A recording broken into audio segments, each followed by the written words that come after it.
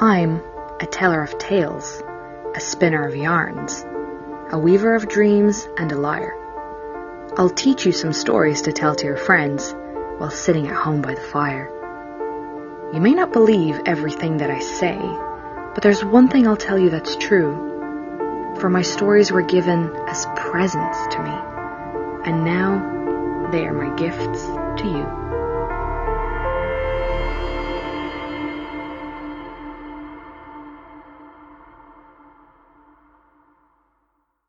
Hey everyone! Hello there! Hope you're all doing good. Hope everyone's keeping safe. So welcome to A Pair of Banshees, and welcome to episode 4, Leprechauns and Paranormal Investigations with Mark Ó'Géarán. This episode is something a little bit different. We've decided to give you the whole interview with Mark for you to listen to because, I mean, he was incredibly inspiring. He's incredibly interesting. He speaks about the paranormal. He speaks about Irish folklore and the importance of, for me, what I took away from it was the importance to write things down and to record anything that is in your family. So while you have all this time in isolation or in quarantine, wherever you are, record your family stories. You will be thankful of them in years to come. That's what I'm saying. Absolutely. I second that because we're losing the older generations very rapidly, especially at a time like this. And we're not focusing on preserving our traditions and customs and stories and experiences. So please have a think about that if that's something you're interested in. And, you know, that's why we're asking for you to share stories and your experiences and your photos of fairy trees and everything like that, because at least we can play a role in the preservation of these things in whatever way that we can, right? So Mark is the experience manager at the Leprechaun Museum in Dublin City, and he spent many years working in the paranormal field. He ran paranormal.ie and the Paranormal Convention in Dublin for many years. So we got to talk to him about all things to do with the museum, storytelling, folklore, and Irish paranormal things. So thank you so much for your time and for talking to us, Mark. We want to thank him for all the time that he gave us this afternoon and all the stories that he shared with us. Yeah, it was I felt my brain was stimulated, my heart was filled, and we hope you will too. Like, it's a long episode, but you'll enjoy every moment of this. It's good for your soul, this kind of episode. Or so we think. I think it is. Yeah. Just three people chatting about the importance of this stuff and how much we love it. Yeah, it was good. Right? So before we allow you to listen in on our lovely little conversation with Mark, please don't forget to follow us on all the social medias.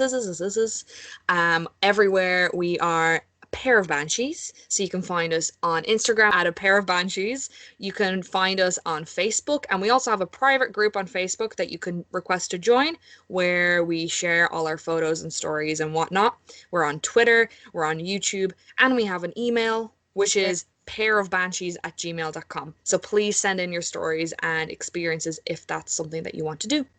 And on that note, sit back, relax, or go for your run, or drink your tea, whatever it is you're doing, and however you enjoy listening to podcasts. Enjoy the interview with Mark.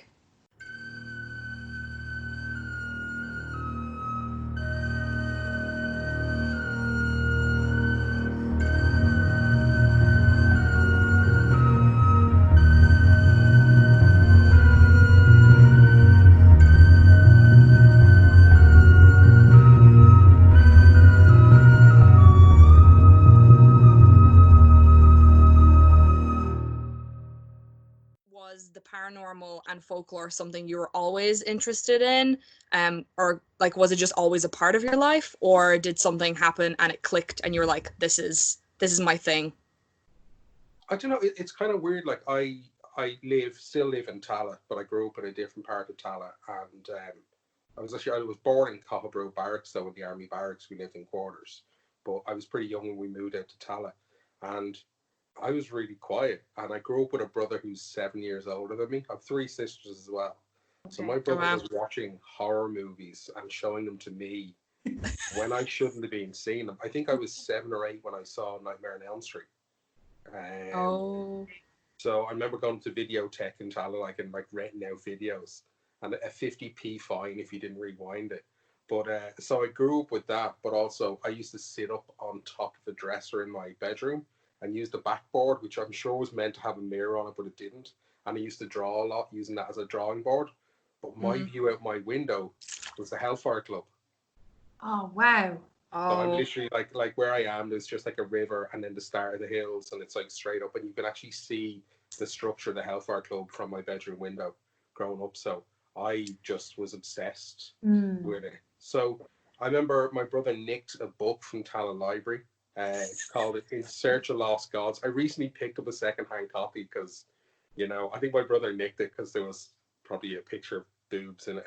Oh, actually, there was a Shield of Gig in it. I think that was probably enough of course, yeah. for a 14-year-old in 1984. Yeah, all that vulva, yeah. Yeah, I just saw the cover of it, and it was all British and Irish folk tales and customs, and the front cover had ghosts and just weird things on it. And it was actually the first book I read by choice, so that's when I kind of really got into it as a kid, loving horror. And a lot of ghost stuff, I mean, it is what it is, and the experiences are, and the phenomenon are what they are. It's only when you apply a narrative to it that it starts making sense to people, and you find a language to apply to it. So there was no difference between watching a horror movie and reading a folktale to me. Yeah, well, that's interesting, like really interesting that it comes from a literary kind of aspect. I mean, I don't think a lot of kids now, or a lot of people even, would say like, reading something is the same as watching something. Like, oh, I'm notoriously dealing with this forever. Like, everyone in my family reads, I studied literature, same as Sarah, and my little brother is the only one that doesn't read and appreciate a book. So I've been having this argument forever in my family that, the reading experience can be exact same as watching something, but so many people would disagree with that. Yeah, I suppose I've got two kids. My daughter turns 16 in July, and my son turns 13 in July. And Okay. I'd be honest, like, she excels at kind of like everything academically and stuff like that, and she's always been into books, and we didn't think he was. But every night when I'm putting them to bed, because I put them to bed, I'd read with them, and I'd just do a chapter. And I found out after a couple of years, he was reading secretly. And it was just, and like he probably has more books in the house than I have. And the business I run, the Leprechaun Museum, has a bookshop. Like, I'm surrounded by books, but my son has more books in the house than I have. Fantastic. Yeah, so he was just kind of like slow. I think it took him finding something that he really liked. There's actually a great little series of books called Scream Street, which I'd even recommend to adults to read. It's incredible. But yeah, I suppose mine was books, but I was a nerd. Like, I suppose, yeah, I was a nerd, and not the kind of like modern. And it was strange because I didn't always look like this. I didn't always have a beard, but I was always quite sturdy, which wasn't typical in the 80s for a nerd. But I was, you know what I mean? I grew up in an area where it just, by coincidence, there was no one my age. My three sisters and my brother all had groups of people who were like in their year, and there's just no one close by who was in my class. They're all from different areas. So I drew and I read.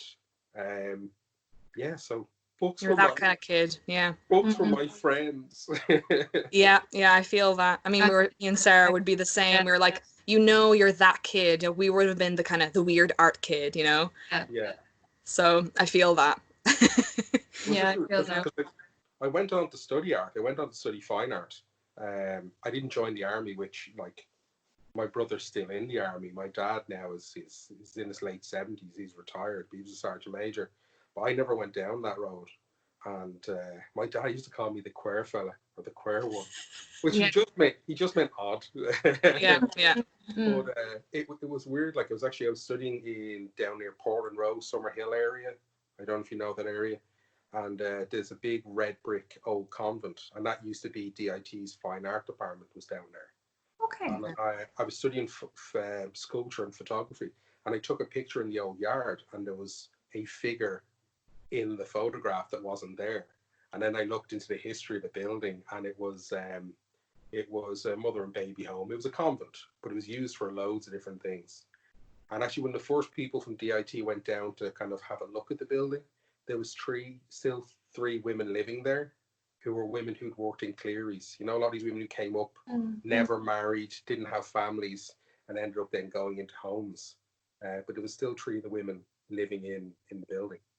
So Wow. it was an incredible old building. And I suppose that kickstarted me into what took me into paranormal research and going out and visiting sites and stuff like that. And I used to get sent photographs, but from different people then, you know, and I kind of got a bit of a reputation, particularly for looking at photograph manipulation, because that's what I worked in as well.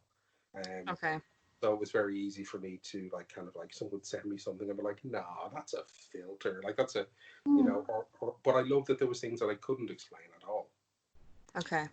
So in today's world where, you know, everyone has the phone to their hands and is taking pictures and is trying desperately perhaps to kind of get clickbait kind of images. So like the ghost image is perfect. Is it harder in today's world to decipher what is authentic and what is manipulated? It's harder to from first glance for the picture, which brings in the part that I love, which is the people, because you need to go back and trace, well, where's the picture come from? There's a really, I say famous one, famous in my circles of interest, of these bunch of girls and a guy kind of lined up in front of like closed curtains getting ready for a night out. And there's a child's face between 2 of the people down towards the knees. And everyone, I remember on boards.ie, everyone was claiming that they knew someone in the photograph. Actually, that's my cousin's best friend, and that was in her house.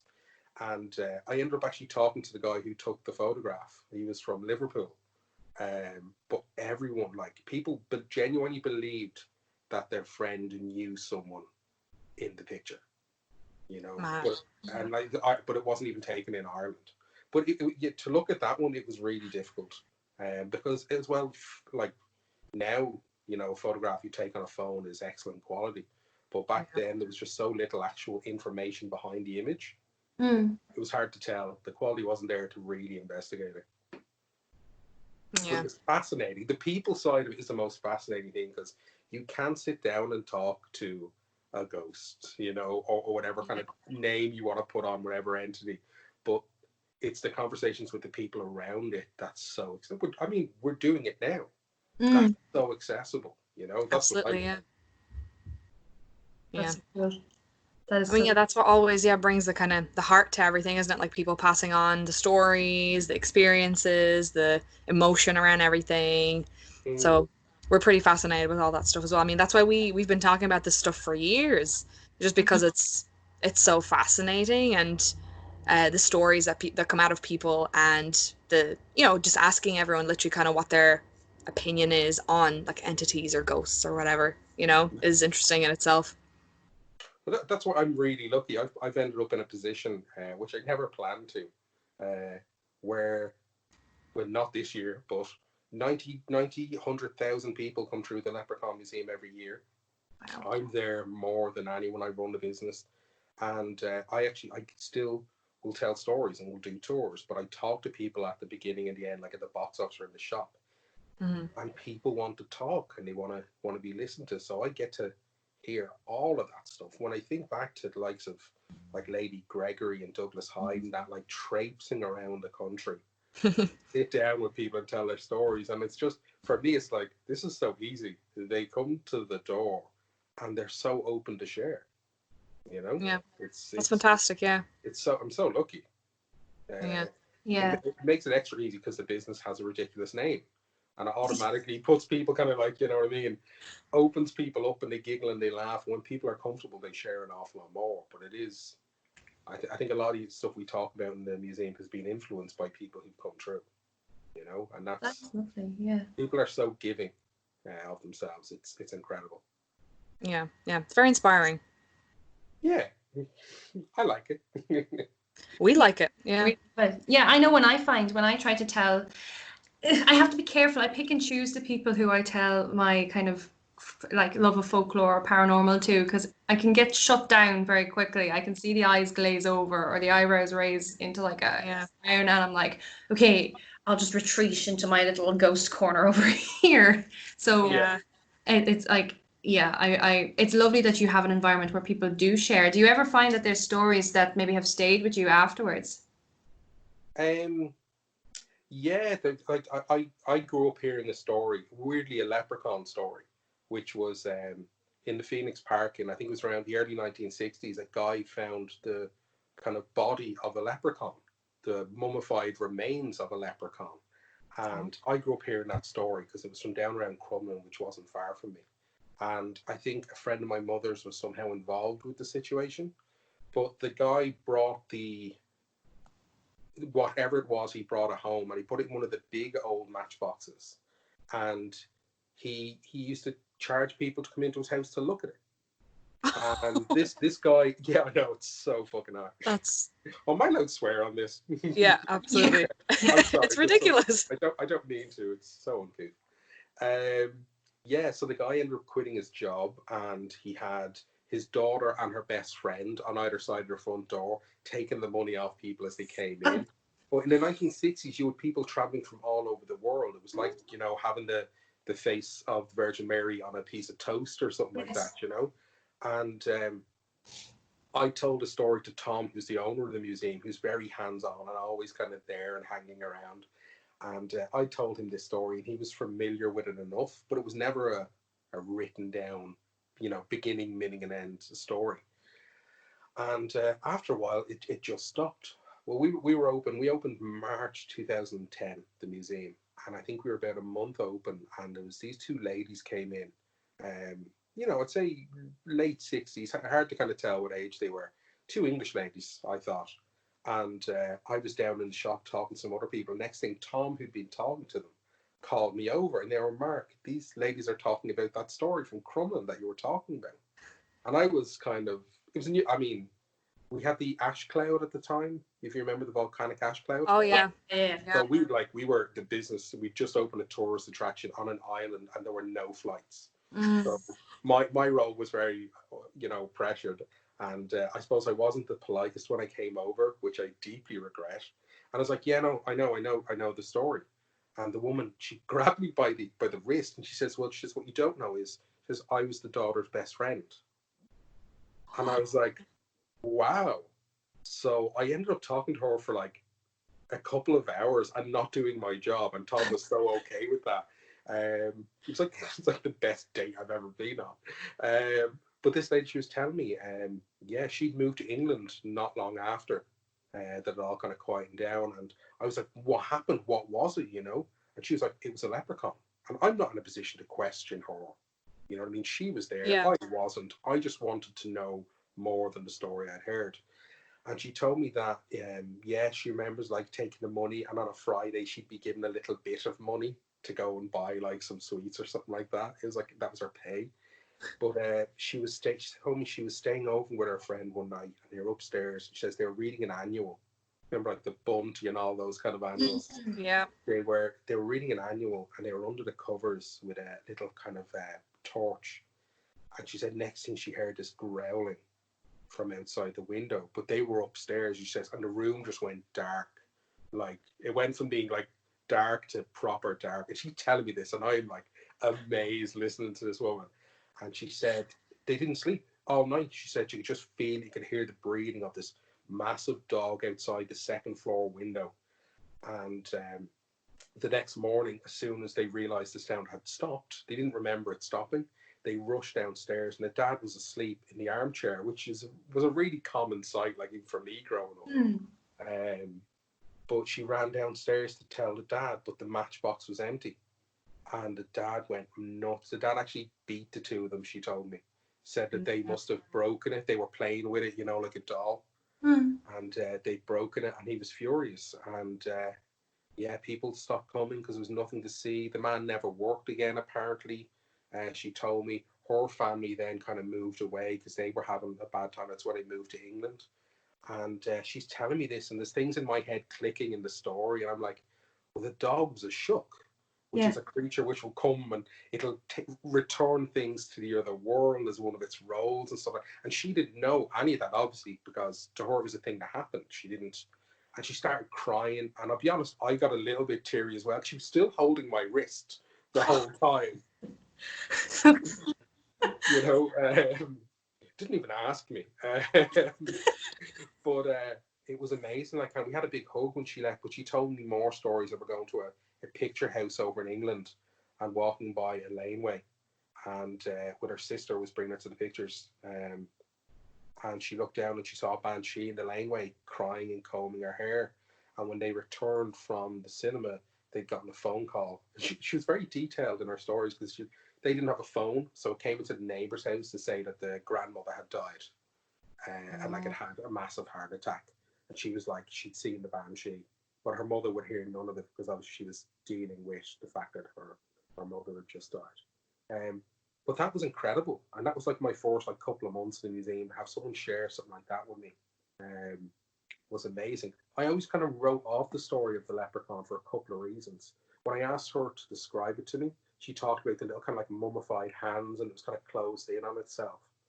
And if you hear something like that, a small figure, you know, dead, desiccated, defecated, kind of like dried out in the bushes of Phoenix Park in the 60s, you can kind of fetal remains and stuff like that, you know. But I wrote it off because of that and the hype around Darby O'Gill, which only came out in 1959. Yes. So that was a natural narrative you'd apply to something like that. But it was a huge story. It was a huge story at the time, and it kind of came full circle for me when I got to meet that lady. Wow. Sorry, that was a long story. No apologies at all. But I think when you're open to listen to people and spend time with people, they will share the most amazing things with you. And I think the worst thing you can ever do is correct someone or join in the conversation by going no. And that was something I always hated about the world of paranormal investigation. There was so many kind of like elitist, usually techie, always guys, you know. With the techie ones, it was always guys talking about measuring energy and stuff like that, and it was ridiculous. Who were telling people they were wrong and this is how you do things. And on the same side, you got a lot of kind of mediums at the time who are doing the same thing. But if you just do it as a social thing and to share group experiences, it's brilliant. There's no pressure then. No, it's just about the experience. Absolutely. And the stories and passing it on. And yeah. But yeah, who are we to say, like, you know, to correct someone's belief or like that, like the experience? Who could you ever tell that lady? Like, no, absolutely, you did not experience that. You did not see that, and you did not hear that growl. You know, who are you to tell someone what they experienced? You know? Yeah. There's a story in my own family about a leprechaun. So it would be my great grandmother. Oh God! So my nana's mum. So maybe during the 30s, maybe the 20s. They lived in Laois at the time, and she was in the garden one day, and there was a man in the garden, a small man dressed in brown rags, and he was looking over towards Sentry Hill, and she'd never seen him before, and she couldn't understand how he'd gotten here, and she called for somebody to come and be like, "Are you seeing this person here?" And by the time she looked this way to look back, he disappeared. Yeah, it's incredible. And it's amazing when you hear those stories. It's never the leprechaun you see in like modern kind of pop culture. It's the older kind of depiction. And when you've had people explain stuff to me about stories, they don't realize the detail they're given. They haven't spent like me like the last 10 years professionally as a storyteller and you know, digging into, and they'll say a detail like the Shook in the story with the lady leprechauns, like, but the brown earthy tones were more common to leprechauns. You know? Well, so can I ask then, why has the leprechaun become that image of Ireland? Is it because of the Walt Disney, the Darby O'Gill, and the Little People? Why is that the reason? And why focus on that creature of folklore? Why was that the creature? Is it worth the hype, I'm saying? Well, it's strange because if you go back into it, leprechauns are not originally from Ireland, okay? Which they were known as, and I'm just going back as far as I can go, which is there's an 8th century manuscript. Now the oral tradition goes back a couple of thousand years. It's actually held in Trinity College, the death of King Fergus MacLeod, and I don't know. I suppose you see them coming into the country, so we didn't have the same level of respect that we gave to our own characters like the Tuatha Dan and you know what I mean, and our gods. So it was something you could have a bit of fun with, you know, and not disrespect anyone. But we exported it, and I think that's kind of was the issue. Darby O'Gill is an amazing movie. I have a lovely copy of the book, and most people don't realize it's based on a book written by a woman from Longford. Oh, I didn't know that. Yeah. Yeah, Hermione Templeton Kavanagh. Now she's technically considered British because we were under British rule at the time she lived here. But yeah, she used to write short stories, and she wrote Darby O'Gill and the Good Folk. And Walt Disney, it's hard to be surprised that Walt Disney took a story from a woman and absolutely bastardized it. Of course. Yeah. Really. But yeah, it was a very authentic, real story. But I suppose it got the hype. It got put out there and it got exposed. And to be honest, when I get a lot of people coming up to the museum, you know, God, I miss people walking into the box office. And they're like, oh, if you got Darby O'Gill in there, and people would take the piss. And to be honest, I remember one of the guys being spat at in the face by an Irishman in his 50s when the museum first opened. You know, we've worked and worked and worked to kind of build a reputation, but we're out there to, you know, take a bit of flack. But when you actually had conversations with people, they'd be like, leprechauns, it's all bollocks. You're pushing this plastic paddy idea. And then you talk to them and they're like, well, actually, my auntie's uncle's cousin's brother saw the Banshees. And you're like, But the leprechaun is easy to take the piss out of. It's that mate in your group. And I can say this because I am quite short. It's that guy who's just an easy one to pick on. And it's never bad and it's never malicious. But if you see that going on constantly, someone new to the group or people observing that group see it in a very different way, you know? So he's an excellent representation of the Irish people because he is an immigrant. They come over from Fay Lynn, and there's only just men in a lot of modern Irish stories, though there were women. There was Queen Bebo is one of the best characters in any fairy tale ever. She was a badass. Practiced ethical non-monogamy in the story as well while she was having it away with the Irish king, King Fergus, who was reporting back to her husband. And he was like, yeah, no, she just told me all about it. She had a great time. There's a great line in the story which translates to saying that she was so small. She was so small that close crop grass came to but her waist. But when she hooks up with King Fergus, it says that he says to her when she offers herself up that she's only 3 fists high and he's 5 fists long. And she responds by saying, well, just put your hand on my head. It's an amazing story. I strongly recommend you read the Death of King Fergus. Wow. But the females got written out of it as well because you saw in the story that the Leprechaun army or the Lou Corpon army, which means the small-bodied, they come across, and when everyone else returns home, they stayed. So we've got this bunch of soldiers who stay in Ireland, start peddling their natural trade, which was shoemaking, whereas cobblers. And this idea of the pot of gold is they're saving up their money and they're sending it home. Now, tell me that's not the story of the Irish people. You know what I mean? Wow. We export all of our skill and all of our talent. You know, if you were a young woman who could read and write back in the day, I mean, you'd be the one heading off to Boston. You know, to kind of make a name for yourself, make a bit of money and send it back home. It's the same thing.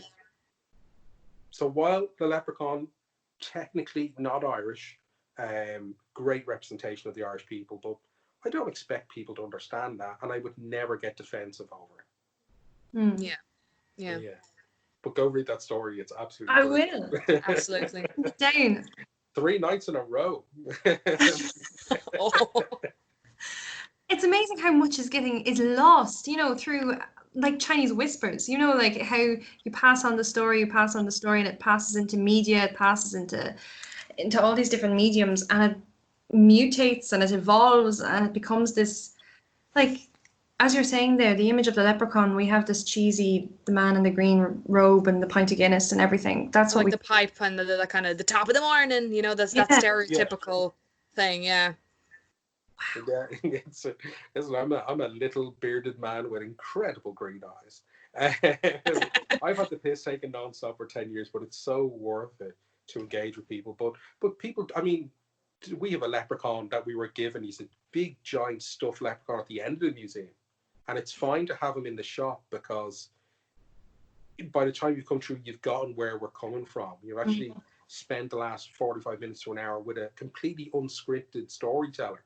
Do you know what I mean? Like, our guys are artists who can just do their thing. And you'll forgive a giant leprechaun at the end. Yeah. If we Yeah. stuck that out the front of the museum, we would rightfully be burned to the ground. Oh, yeah, you would. Yeah. Because, yeah, you have to set the narrative from the beginning. Yeah. As people, we're not wearing what we wore, 1,400 years ago. So, yeah, it's fair enough to assume that they'd adapt and change. And green would have been a color associated with our otherworld people. So maybe they tried to like fit in and got themselves a load of green blazers. And yeah. Maybe that's what happened. Mark, can we ask, do you have a favorite creature from folklore? The weirdest of all creatures is my favorite. And this is a semi-jokey answer because it's people. I love the stories that don't necessarily have the mythical creatures in it. It's an amazing story called it's called Hudden, Dunnell and Donald O'Leary, or Donald and His Neighbour. It was collected by Douglas Hyde from Fermanagh. And that's an amazing story of how two cranky old guys who were like the two from the Muppets. Yeah. They're actually, I recorded it for the museum podcast. We're doing a thing called Where the Story Begins, which is we're traveling around the country. And I just recorded that one. And it's my favorite story, but there's nothing magical about the story whatsoever. But so outside of that, and it's not because it's you two, but it's the Banshee, But my understanding of the Banshee, and again, I've heard so many conflicting things about there being a number of different Banshee. I pondered over the plural of Banshee, because like woman of the fairies, and fairies, how do you plural, like, so Banshee, a pair of Banshees. I have all the time in the world for things to get stuck in my brain. Yeah. But I've nothing but sympathy for the Banshee, because like the Leprechaun, she suffered an awful lot. Yeah. She is seen as this almost horror serial killer, and this old crone. And my understanding of her is very different. I think she's like a representation of people's attitudes towards death, because there's no getting away. So when death was feared, became feared, she became this old haggard woman. She was also, I suppose, she stayed almost within our realm and let her other people go to the other world, and she stayed there as someone to kind of show you the way to the other side. And I suppose being away from her people's attitudes towards death, like to die in battle wasn't the best way to go, And she's the most beautiful woman in all of Ireland. And there's actually an author. He mostly writes fantasy stuff. His name's Michael Scott, which is unfortunate because if you try to look him up, all you get is office references. He lives in the States now, but he was a teacher and he worked for one of the big publishers in Ireland for years. And he wrote a great story called The Legend of the Banshee, which goes into the Tuatha Danann and the story behind it. But the last paragraph of the story, I know the last paragraph off by heart, but if I say this to you, just listen to what he's saying about her. And it says, humankind have nothing to fear from the last remnants of a once proud race. Even now my power wanes. I wander the banks of this mighty river, seeking, searching, waiting for the humankind to spare me a kindly word. I've been waiting for centuries. I doubt it will happen now. Soon I will be gone, and only the legend will remain. And that's heartbreaking. Wow. You know what I mean? She literally gave up everything.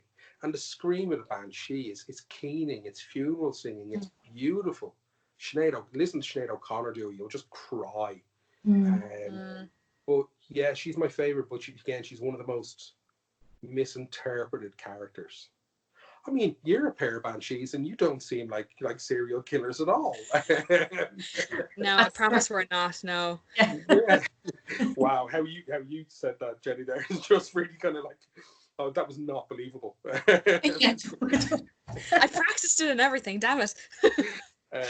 But I suppose that the Banshee, we're absolutely spoiled for mythical creatures, but a lot of the Irish stuff is plausible. When you see the height of a leprechaun varies in the stories, and even our giants, Fionn McCool, the misogynistic piece of shit that he was. I hate the guy. He's just an absolute dick. But he's considered a giant because of his feet and because he was big. But in Ireland, the giant isn't the height of 3 houses. The general tale that was accepted in the 19th century was that a human was 1/3 the height of a giant, and a leprechaun was 1/3 the height of a person. And we vary a lot, And when you look at a lot of our mythical creatures and characters, they're very human, and their behavior is very human, you know. And even some of the mythical creatures, like you look at one that's a giant otter, you know. You see the descriptions of from over in Mayo. There was because I love cryptozoology, and there was a report. There was a report in the 15th century of this creature which they described as a water horse. Okay. But it's a hippo, which is funny because obviously hippopotamus means water horse. Yeah. And the real kind of interesting thing about that is not that, okay, there's this magical mythical creature. It's like, how the fuck did a hippo end up in Ireland? You know? That's the real question, yeah. That is the real question, you know what I mean? But people keep strange pets. I've watched Tiger King. I know how weird people are about animals. Stop. Very, very strange. That's a whole topic in of itself. But even when Marco Polo described a unicorn, have you ever heard Marco Polo's description of a unicorn? No. He says it's grey, it had the face of a dog, and he goes on about how disappointing and ugly it is. But he's describing a rhino. Yeah. And it's like, but again, people apply a story and a narrative to it. You know, dragons, if you look at kind of like Eastern culture, you go, okay, that's a tiger. That's very clearly a tiger. I used to say that we don't have dragons in Irish folklore, but that's not true. Of course, we've paished, which I love. So you go between this thing of how dragons are seen. Are they the oldest references I can find are seen as legless creatures, you know, and they're snakes, basically they're serpents, which fits with the paist. And even the idea of a paist having all of this great knowledge and protecting wealth, and then you look at like Tolkien-esque dragons, you know, it's the same thing. Yeah. But it's a lot of the war and sea creatures in Ireland that are reported are giant eels. You know, I covered one in 2007 or 2008 down in Muckross. I got a call, and a guy captured footage of a sea creature down there, of a lake monster down there, and actually I still have the footage somewhere. The guy's YouTube link. But I was beaten down there by Fox News. They got there before I could get there, and I was in Dublin. Wow. But we do have a history of weird and wacky creatures in Ireland, but they're all exaggerations of perfectly normal creatures.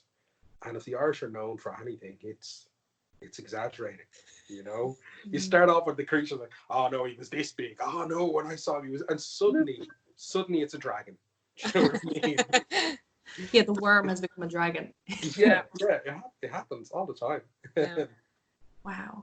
That's so interesting with cryptids, because literally in our first episode, the two of us are like, I don't know any cryptid creatures. And now Irish cryptids, yeah. Yeah. I hear about them so rarely, or you never see them. I couldn't think of anything off the top of my head. There's one of a boat being attacked off the coast of Connemara. I think it was in the 1870s, and it made the local newspapers. It knocked the guy out of his boat. Or there was a later one, I think it was 1920s, of a creature that they called the chicken eater. I can't remember where that was. I think it was down around Tipperary. And it was described as being like a cat, but the size of a dog, with a long, narrow, pointy tail. And it's a fox with mange. You know what I mean? It's like when you look at the kind of the illustration that the people have done of it, you're like, that's a mangy fox. Oh. And a fox going and eating chickens. Do you know what I mean? Like it's not. We're an incredible, because we live on this little chunk of rock, and we don't see it as being exciting. So I think that's why we are like some of the greatest storytellers in the world and have the greatest imaginations. It's pure boredom. I think every time Ireland has gone through a recession, we have produced incredible music and literature, because it doesn't suit us to have things. We're meant to suffer. And I think what we're going through now, I think we're going to produce some incredible things. Like the idea of you guys getting in doing this podcast. Yeah. I would cry if when everything opened up, you guys just put this away. Oh. You know what I mean? It's not something that you just do. You know what I mean? It's incredible. I actually talked to Jim Sheridan one day at the Leprechaun Museum, and his wife was lovely. And we were talking about this idea of the great stuff we produced in the 80s, and that when a recession comes around again, look what the Abbey did the other night. Do you know what I mean? Like, it's just, would they ever have gotten in and done that had we not been going through what we were going through? Probably not. Yeah. I'm not a fan of what's going on at the moment, but I do think there will be some incredible results because of it. Yeah, yeah. What is that quote? I remember studying this when we did like the body in pain, and it was like sometimes the response to trauma is either silence, or the art that comes from it is a response to the silent voices in trauma. Something like that. And I think what you're saying is very true. I think this is a time when all the artists were suffering, but we are creating silently. And when we get our platforms back, it's gonna come back. Yeah. Mm-hmm.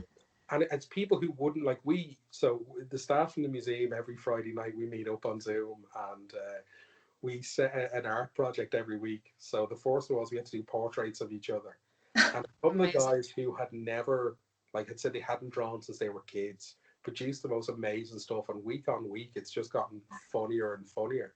So I think people who are taking up crafts Yeah. and taking up art forms are just they're hopefully they stick with it once we're back to normal.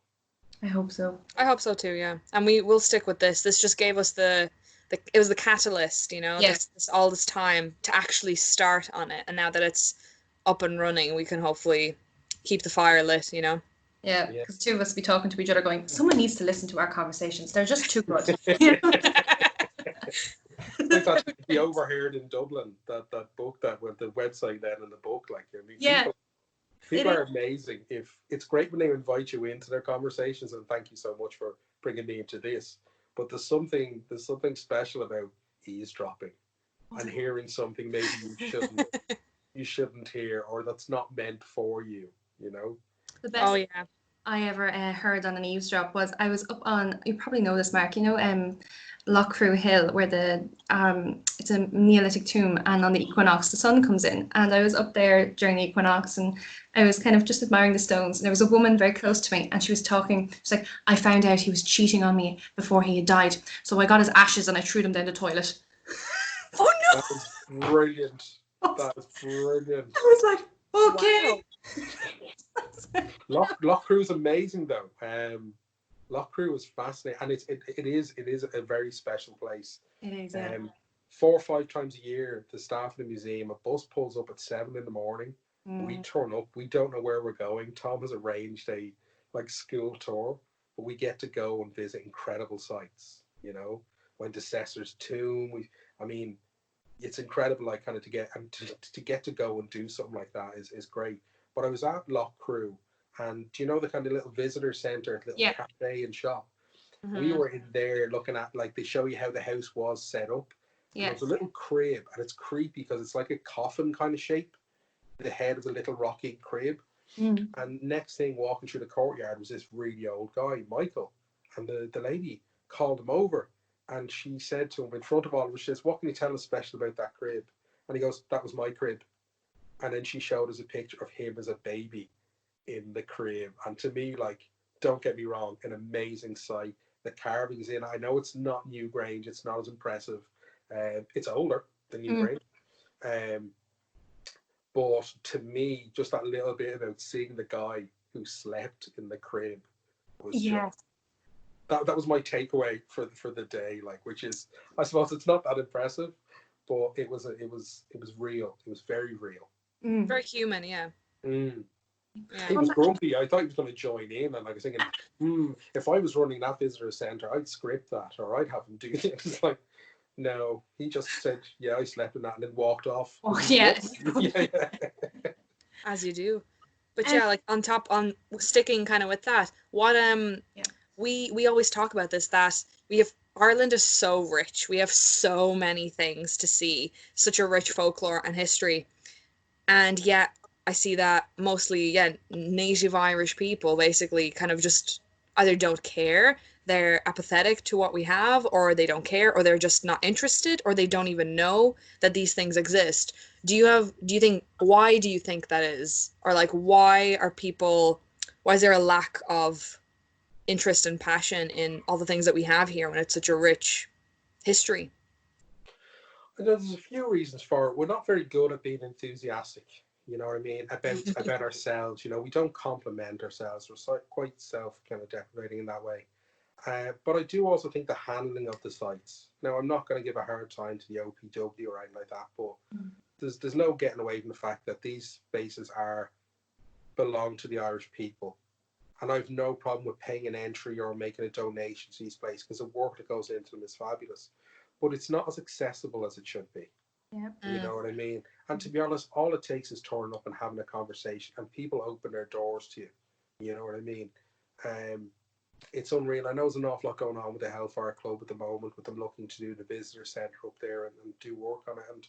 And I don't think it's a bad thing, but I just think the tone of the conversation around it is an issue. So what we have, I mean, we've got like more than 3/4 of Europe's megalithic structures are in Ireland. It's not to say that the other cultures didn't have an awful lot more, but if I'm being honest, Christianity overwrote an awful lot of the oral tradition and the stories from other countries. I love cross-cultural folklore. There are countries I am just as passionate about their folklore as I am about Irish folklore. But we were very lucky in that how Christianity approached Ireland was very different. You know, they were very sensitive to our ways. You see the adoption of Bridget into Christianity. You know, I don't think they could have written her out. She was one of the most badass. Yeah. You know what I mean? Yeah. Oh, yeah. Some bloke comes up to her and tells her she's too good looking to be a holy woman, so she makes his eyes explode in his head. Fantastic. You know what I mean? Like, and Yeah. St. Patrick, what did St. Patrick do? I have a massive issue with St. Patrick, or I know. the 3 St. Patricks. But Bridget is just so badass, you know. Yeah.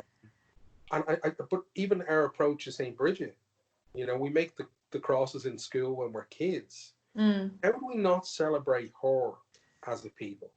Why do we kind of stay away from that? She's a patron saint of beer makers. Do you know what I mean? Like, You'd think. Patrick was Welsh. You know what I mean? Like, I always think it's strange, but do bear in mind, like, I grew up with 3 sisters, and most of my friends are women. But I'm the most least likely looking person to be super excited about feminism or about female characters. And it's always weird to not even have the conversations. But to me, and I'm a massive comic book fan, I have been since I remember reading my first Marvel comic in my nanny's house in Sordlestown, and I was about 4 or 5. And I remember all the characters. I remember holding this annual. But I think Bridget is like Wonder Woman. You know, not Gal Gadot, Wonder Woman. She wouldn't be caught dead singing, imagine. But she's super badass. And then you look at like Fionn McCool, who was just a fucking rapist and prick, and Cú Chulainn, who was the most closeted character of all time. Cú Chulainn, in my take, and not the museum's official take at all, let me make that very clear, was either a woman or a sexually confused young man. But yeah, we all know the story of, you know, how Cú Chulainn got his name, Satanta and the dog. We all know the story of the Giant's Causeway. The hero in that story is his wife, Una. She comes up with a solution, and he just to dress up as a baby. Yeah. But it's still Fionn McCool and the Giant's Causeway. No one can name the Scottish giant in it. Most people don't know the name of his wife. In fairness, he had a few, and they were usually someone else's. But we get enthusiastic about the wrong things. We get enthusiastic about what's easy, you know, because it's how it's put to us. And I do think essentially we're lazy. And then we criticize other cultures and other people for being enthusiastic about our way of things, you know. Like, I get all the time, like, the museum, you must get a load of Yanks coming in looking for Leprechauns. It's like, they're actually excited about our country. And That's the thing, yeah. It's embarrassing that we're not more excited about our country. Yeah. Absolutely. Sorry for that rant. No. No such thing as rants here. We should have talked about erasure of women in everything, particularly in the crisps. You saw us Yes, bringing up crisps. My friend messaged me straight away saying, like, how did you make crisps sexist in the first episode? Yeah, I was impressed, but you're right. Banshee bones are just incredible. Where did they go? Yeah, it's okay. Well, I'd probably do with KP being taken over as well. But you see, though, in chocolate, they make the female character, because chocolate's sexy. And apparently crisps aren't. It doesn't, yeah. Oh, but Apparently so. one of my first biggest crushes was the caramel rabbit. You know what I mean? Harry's caramel, and that's a hypersexualization of the characters in chocolate, even down to the green M&M. I mean, she's fit. Yeah. You know what I Yeah. mean? She is. Yeah. Yeah. She's But, saucy. but yeah, look at the depiction of Mr. Tato, and yet he's still made out to be the sex symbol, despite the fact that, you know, He's a and I'm not going to criticize him too much, but put him next to the caramel rabbit. Yeah, I know. Sex cells does not apply to crisps. apparently not. No. Mark, we want to ask you, kind of going off what we were talking about with like the places that we visited and that the OPW and all these sites around Ireland, if you could recommend, maybe there's not one site you can just recommend, but if you could recommend any site of maybe folkloric or paranormal importance that should be visited, what would that be? Oh, well, for paranormal stuff, I mean, it's weird because I've had very little experience there, but I've been going there. It's the Hellfire Club. And I remember I used to be involved with FM 104 with Adrian Kennedy for the Halloween shows. And the reason I did that was like my big start into kind of being public about the paranormal was working with East Coast Radio. And Mm. two incredible presenters, Mike the Sandman and Louise Kings, who passed away a few years ago. She was an incredible medium, and she was Adrian Kennedy's psychic on Friday nights for the show. But she's just the soundest, she's just this wonderful big-haired witch. But she was like, you go to her for advice, and she doesn't get all kind of spiritual with you. She's really practical and down to earth. And she invited me on and a couple of my mates on to East Coast Radio, and we did that for a while. And then suddenly we were doing like Jerry Ryan, and every Halloween when people ran in with their stuff, we did that. But I moved away from that when they did the Hellfire Club, because on the previous one I'd seen they'd faked stuff, and they'd faked people getting injured and scratched in Wicklow jail, and I just found that No, yeah. I didn't like it, because I'd been used to talking to people who genuinely believed like they were getting welts on their wrists in their home and stuff like that, and it was just taking advantage. So when it came to doing the Hellfire Club, I jacked it all in. Mm. I couldn't, somewhere that was so important and special to me. Um, I couldn't do it, and I think that was the point where I really kind of did step away. And I'd run big paranormal conventions in Ireland as well, but I still think the Hellfire Club was just, it's an amazing space, both paranormally and in terms of our folklore. You wouldn't imagine like somewhere that close to Tala to have kind of great folk tales, but it does. But also another place I'd say is Charleville Castle in Tullamore. Yeah. And that was used in what was Maeve Higgins' movie that was called. Alison Spittle did the thing there for the co-video party, and it was the Irish horror movie that came out, and I watched it. It was fabulous. But the big house in it that's used for the sacrifices is Charleville Castle. And I Right. was really lucky because I've spent the night there on my own. Oh wow. And what was that like? That was incredible. I've spent so many nights down there, but Charleville Castle was just terrifying and lovely and warm. And like the main ghost story there is about Harriet, who's the daughter of Charles Burry. The same guy who designed the Custom House designed Charleville Castle, I believe. Was also involved with building the Hellfire Club. Like the Hellfire Club's not that old; it's 1725. Mm. But Charleville Castle was amazing, and I just thought if the main ghost associated with Charleville Castle is a 9-year-old girl, why should that be scary? Like, you know what I mean? It's like, it's sad. So I trot around there. Now I did freak myself out a number of times because of the cats. They've been spaying the cats now the last number of years, but yeah, like walking through that place on your own at night with just the torch to find the toilets, which are down like 3 floors to go down to the toilets. Oh god. But even just the grounds of that place to walk around. And it's one of Ireland's last kind of primordial kind of oak kind of forests, because of course we lost a lot of our native trees. Yes. But I think Charleville Castle is an amazing place, again with the paranormal stuff. But Slieve Gullion for folklore. The Kellogg's grave is up there, and then you've got the Lake of Sorrows which is where Fionn McCool, to impress a woman, the twat, jumped into the lake of sorrows, and it aged him, and he was given a drink of water by this fairy woman that would bring him back to full health, but he didn't drink it all. He shared it with the men of the Fianna, so they each got like strength from it, and he wasn't fully brought back. He was left with the white hair, which he happened to think looked quite well. Bit of a Ted Danson look. Silver Fox, still a twat though. Yeah. But Slieve Gullion is one of the most beautiful, peaceful. I think if you were to bundle me into a van or knock me out and blindfold me, and if you just, and that's not a suggestion, by the way, I'm not into it. I think I'd know it was there. If I just woke up and couldn't see anything, I'd know I was actually Gullion. Wow. Okay. Bit of a walk though. Like, again, I'm old, and going up that hill, I can feel it. And the next day, I felt every single part of it. Like, and I've walked up there twice and dunked my head in the water, and it's an amazing space. Where is Slieve Gullion? Tipperary. Tipperary, okay. Yeah. Sorry, Slieve Gullion's not. Slieve Gullion's in Armagh. Sorry. Armagh, okay. Yeah. Like I said, we end up going on these trips and we don't know where we're going. And I remember one of the times we ended up crossing the border and none of us had brought sterling with us.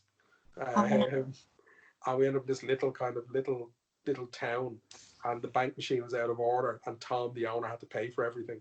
Oh, it was brilliant. Not everywhere took card and that, so it was hilarious. But we literally have no idea where we're gonna go. Oh, that's It's amazing. fantastic though. Yeah, I wish everybody did, or like schools did that, you know, or something. Yeah. Well, that's it. Like, where did you guys go on your school tours growing up? Oh, jeez. Blanche. Shy places. Yeah. He's from Cavan, yeah. So And I'm shopping. yeah. Oh, are you serious? Did you ever go to the? Did you really? Oh, you actually? Okay. No, we have Blanche Shopping Centre, and that's what we did. We Are you went. serious? I swear to God, Jane, so we went shopping for the day, and we did play bowling, and we all thought we were class because we got McDonald's, and that was our trip, and we were like, oh yeah, you know, exaggerating our accents when we went up there. It was so cringy, Christ almighty. And so you're from Cavan.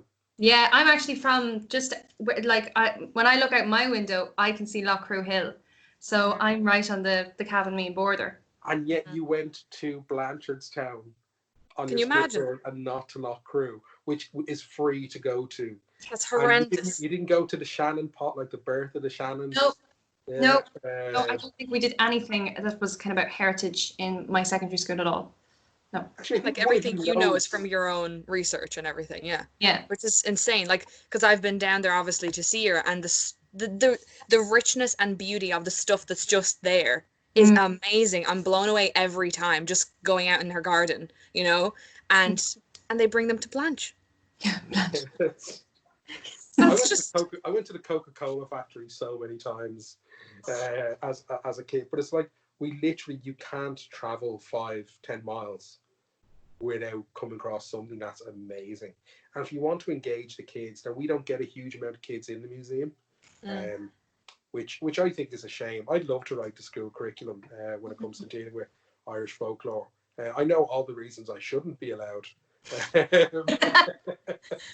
Now, kids, can you tell me? Do you know what a fuckboy is? Here is Fionn McCool.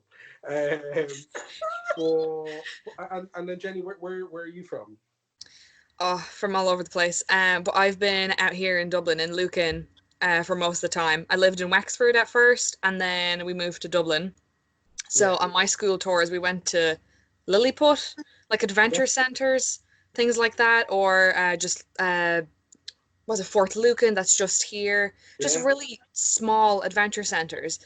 You know, it was nothing. But I mean, I was always like the lonely, depressed kid. So I never had, you know, lots of friends to deal with or anything like that. So obviously when you go with all your friends and it's fun, that obviously adds to the experience. But I never liked it because I was never the sporty kid. You know, or I had body issues my whole life, so they take you swimming or tell you to jump into the pool or whatever, and you didn't want to, all that kind of stuff. Never once was it to anywhere of significance that like stayed with me or I don't even remember the places we went to really.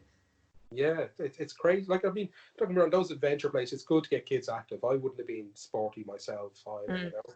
And I think for a lot of stuff with school, I probably would have made excuses or been sick that day. And not what to be honest, I don't remember if all of it was me or whether it was my mother like couldn't afford to send us on the class trips, you know. But I know we didn't get to do the stuff that I look at it now and think cheap. So much, it's bus hire is what you're paying for, you know. But like just paying into, you know, into places and not getting anything of value out that inspires the kids is absolutely crazy. Yeah, that's one of the things I think that should be addressed.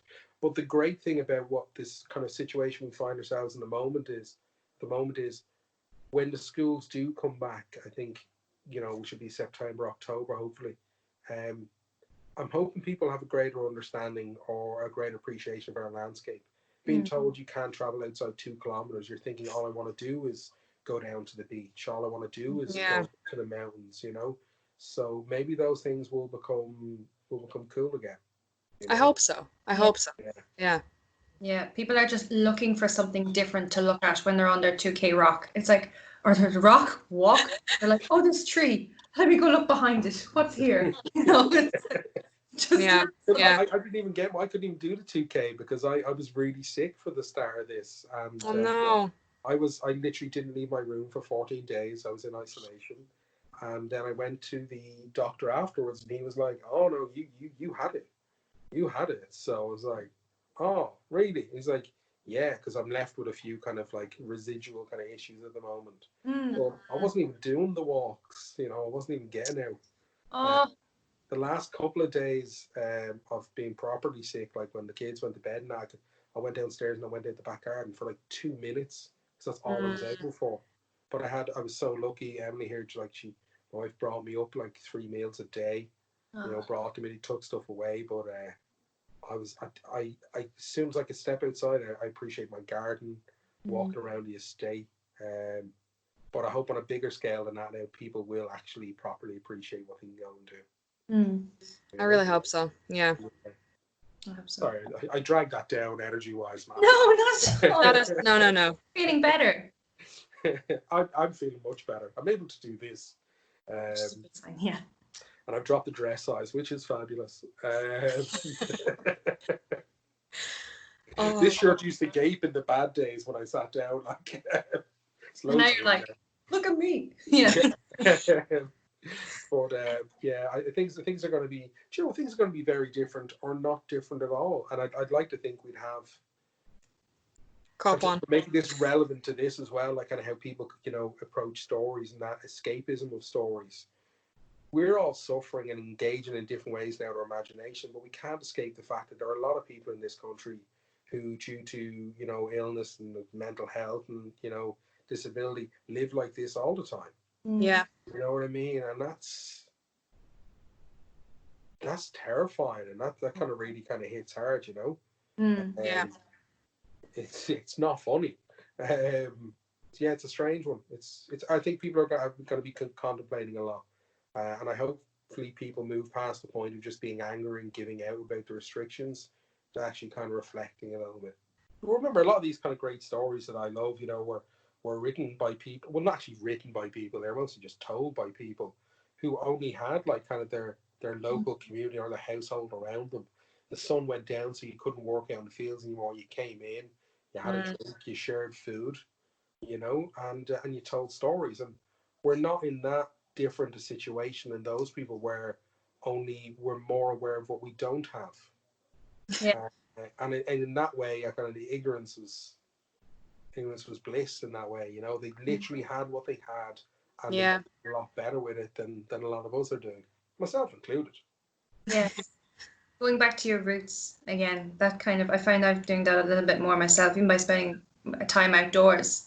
Yeah. I appreciate just space. I can appreciate the feel of grass, and, you know, even walking barefoot in the grass, like how seldom we do that. It's like, oh, this is what this feels like between my toes. It's you know, it's a nice experience.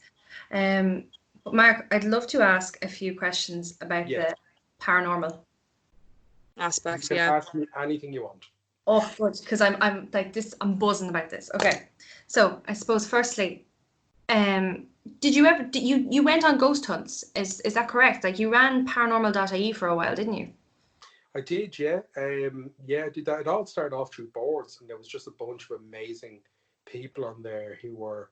There was a lot of gobshites as well, but I was really lucky to find a bunch of similar kind of nerds to myself, and we were very similar but so different. But it ended up being myself as someone with an interest in the story side of things and loving people, like fascinated by people. Next thing you had a guy who was like just finishing up studying archaeology, you know. And so when it came to research and site we were going to, like, he was amazing. We had we had another guy who was just brilliant when it came to kind of technical setup, and he was so sweet, and everyone just wanted to tell him things. Another guy was an electrical engineer, so when it came to like, actually, that's why the lights keep flickering, you know. And a guy who, when it came to like audio visual stuff and video stuff, Gav was second to none. He was working for Media Co-op and Near FM, and we were all sound. But that was the main thing, because we weren't up for this kind of like, oh, here, give us €100 and you can come with us to this castle, and we'll give you this piece of equipment, and you can do this. And it was funny. All those people who went on those tours, it was like this big bunch of guys, and then you'd see all these like kind of like very enthusiastic young women being chosen to go and stay with them. Of course. Whereas you look at us, like five lads who were built from rejection.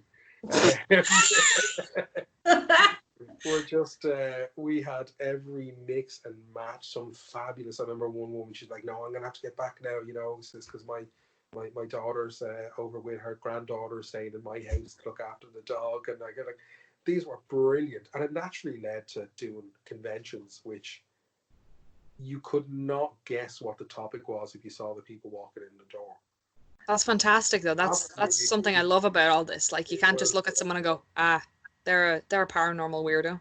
Yeah. Yeah, I love looking at group photographs from back in the day, you know, Wicklow jail and stuff like that, and seeing just the mix of people. And some of them you don't hear again after the night, but I can't convince someone that I've seen a ghost or I've experienced something when you bring them to a place, and the very least they're going to get out of it is to stay somewhere amazing for a night and to get to spend time with people who love the same stuff.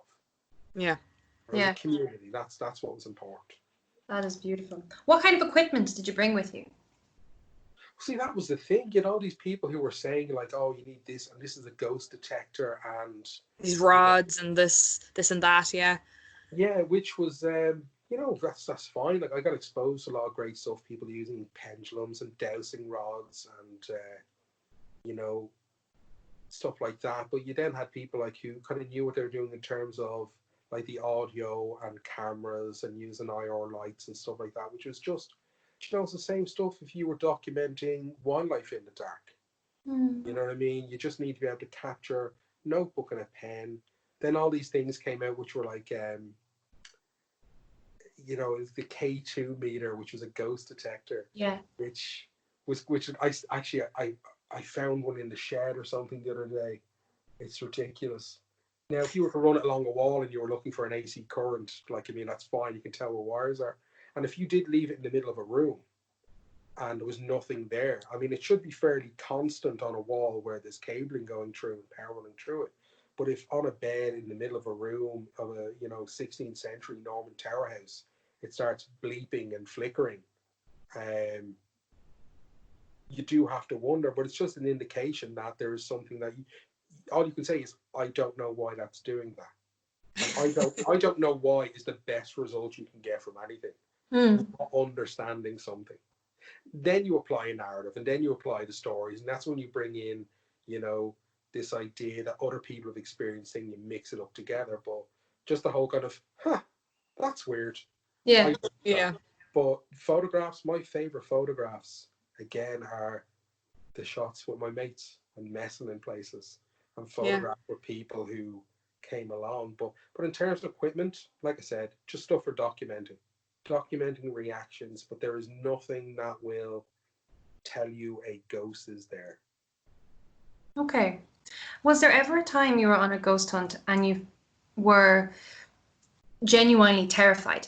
Or has every experience just been kind of, oh, that's weird, that's cool, that's different? Yeah, there was some funny ones that were kind of gave me a fright. There was one we were asked to go in. We were asked by MCD to go into the Olympia because the cleaning staff had reported some stuff going on. And there were some photographs knocking around and a great history to the place. Mm. And myself and Colin were sitting outside. We didn't have access to the dressing rooms; they were locked. But we were in the building by ourselves. And myself and Colin were just, it was the end of the night. It was pretty late. We were relaxing. We're sitting down and decided to run the camera. We're sitting on these 3 little steps where the corridor kind of drops. And we're outside the changing rooms, and nothing had happened. Nothing that we couldn't absolutely 100% explain had happened. And we were sitting there, myself and Colin, and it's on video. And we're like, yeah, if there's anyone around, we just fucking knock or something. We're bored.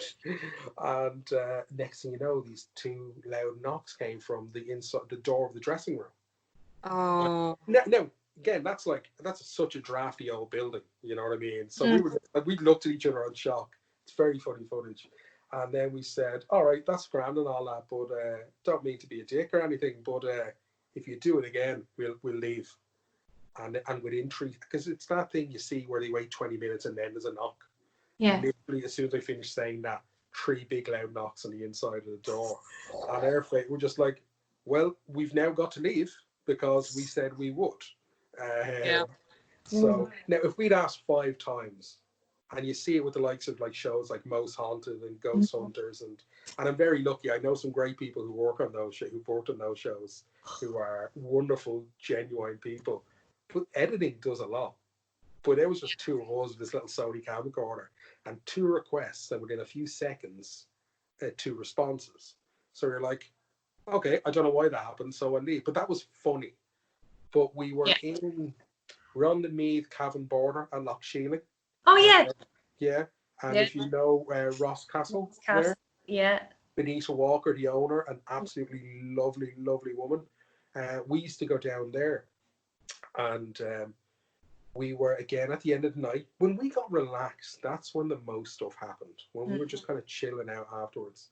But we were up in one of the rooms, and let's see, Graham was down the right hand side, sitting on the bed. Kim and I can't remember who else was sitting up on this massive 4-poster bed. I was laying across the bottom of the bed. Sorry, I'm gesturing at my bed, but you can't see that.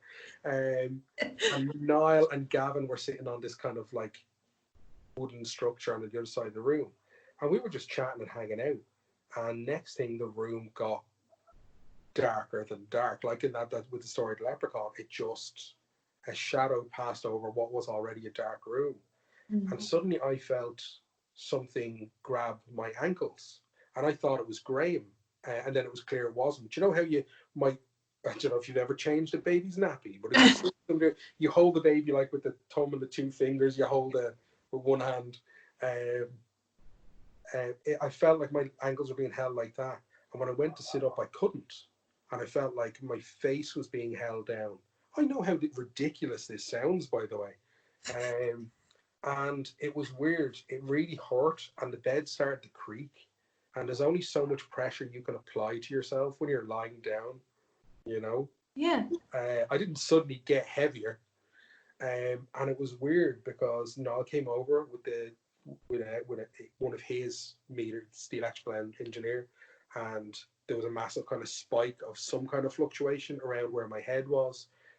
Graham tried to lift my feet and couldn't. Which made me very self-conscious. But it was weird. It went like that, and then suddenly it stopped, and the room kind of got a bit brighter again. And it was really, that actually, now afterwards I got nervous and giddy, and suddenly it was all exciting. But I was slightly worried. I honestly felt like 2 of them had just kind of like jumped on me and just kind of like held me, and I couldn't move. Yeah, that was one of the weirdest things that ever happened.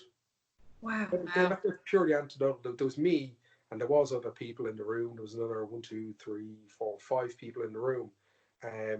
But it means nothing, and it's not proof of anything. But it was a crazy experience. Wow. Sorry, Jenny. Did you ever investigate ordinary homes, or did you always go to like places of note?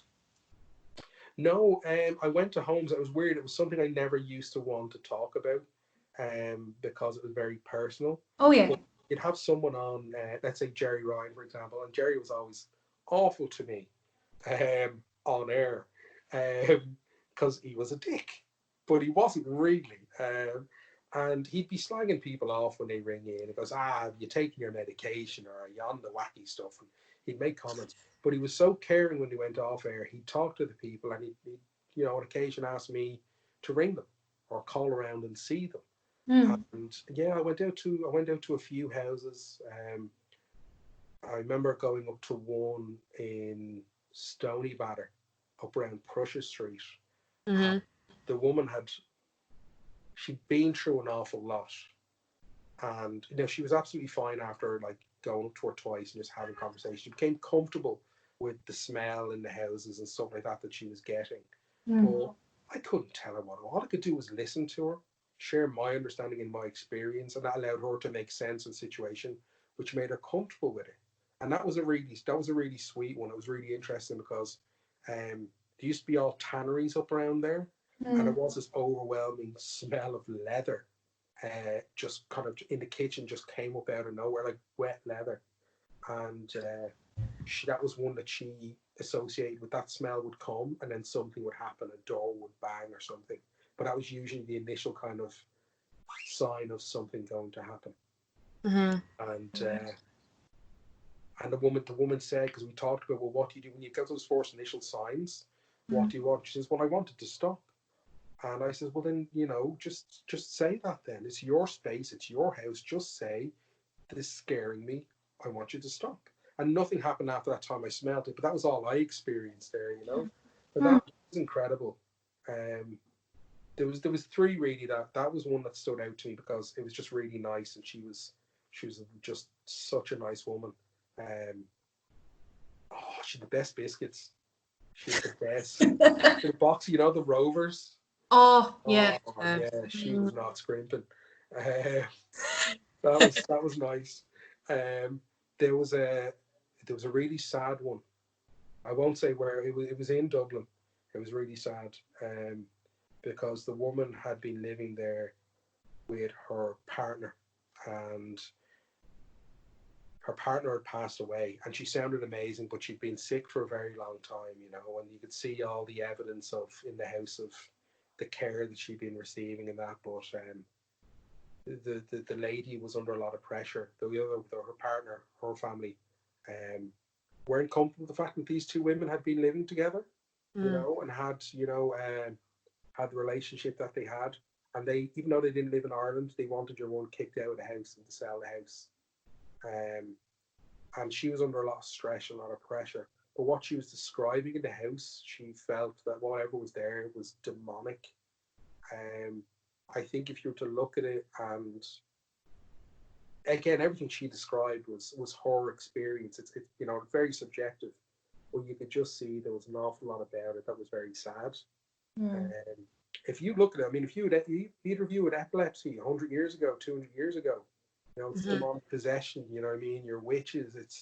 I think it was just a misunderstanding. But the woman was, you could see that since her partner passed, she wasn't looking after herself, and it was just, there was no fixing that situation because there's nothing I could do about the pressure she was under. I just listened to her. Said if she was scared, talk to her partner. She didn't feel like it was her house because it was her partner's, so she had no authority in the house against whatever she was. Yeah. But I said, talk to your partner. So like they're never that far away, and whether I believe that to be the case or not is, but she got comfort from that, and then I put her in touch with Louise, who actually brought me in initially. Louise was the medium from East Coast Radio, Louise Kings, who I miss incredibly. That was very sad. Yeah, they were weird ones, all right. Yeah, because I understand you're going into people's lives, whereas when you're going to a place of note, it's very objective. It's usually kind of old ghosts, like things that are not the family is not really around anymore, or like they're descendants of, you know, the supposed ghost or entity or whatever is in the home. It brings you back to the thing about the leprechaun, how it's our disassociation from leprechaun allows us to make fun and you know, not feel guilt about how we engage with it. Yeah. And because that's where I've gotten annoyed with some people in some places when it comes to paranormal stuff. When Wicklow Jail ran the piece about Erskine Childers, saying they contacted Erskine Childers. I mean, the man, okay, former president of Ireland, he's sort of family in the area, and I thought that was incredibly insensitive to suggest that he was somehow involved in nastiness within the prison. I just thought it was incredibly even if the medium believed that to be the case, putting it on a radio show was you know, and in the papers was not the way to do it. It was really shitty. Sorry, I keep swearing. But You're allowed. There's a level of respect you kind of have to give, and you know what I mean. There's no getting away from that. But yeah, going to people's houses was very different to hanging out in a haunted pub or going to a castle or a theatre. Yeah, people's homes are different. I mean, at the end of the day, they're going to sleep there that night. Yeah. Yeah. That's true. Have you ever been able to disprove, like you said there, you're very like, you know, you're not looking at every sound and knock and going, oh, that's definitely something paranormal. So you're going around and disproving and debunking things. But have you ever gone to somewhere and thought, no, this is just a whole load of waffle. The people here are just paranoid. Not really, because I was very lucky with the people around me. We were never going out to prove or disprove. We just saw it as a privilege to go and see these places. Yeah. We weren't out there to make ourselves out to be clever. Yeah. You know what I mean? And there were groups that were doing that. And you played people who were charged like 400 quid to go and cleanse a house. You know what I mean? I'd be happy with a nice biscuit, but we've already established that, you know. Yeah. I never went in. I went in, I suppose, in the same way again, to bring it back to people going around collecting stories. I went around to that, and if a bit of comfort was brought, you know, then that's great. I mean, there were times where I recommended they get a priest in because of their belief system. Now, I would know more, you know what I mean? It would not be kind of, you know, it'd be a thing for me, but no, it was never about that. But there were things that we could explain and that could make sense.